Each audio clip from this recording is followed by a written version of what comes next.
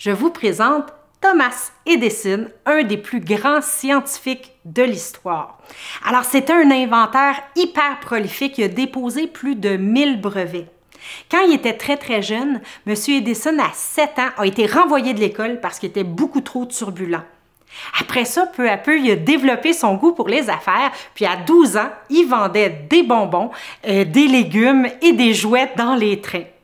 Il a attrapé la scarlatine, ce qui a fait en sorte qu'il est devenu presque totalement sourd, ce qui ne l'a pas empêché d'inventer encore et encore des milliers de choses, comme le phonographe, qui est une des premières façons d'écouter de la musique de façon autonome. Il a inventé une machine à voter et même des inventions un peu moins reluisantes, comme la chaise électrique. On lui attribue souvent l'invention de l'ampoule électrique, de l'ampoule incandescente. Mais en fait, c'est pas lui qui l'a inventé. Ce sont deux Canadiens, M. Woodward et M. Evans, qui ont inventé l'ampoule électrique, mais M. Edison, pour 5 000 $ leur a racheté le brevet. C'est pour ça que l'histoire a conclu que c'est lui qui l'avait inventé. Mais par contre, Edison a perfectionné leur invention jusqu'à obtenir les lumières incandescentes que l'on utilise de nos jours.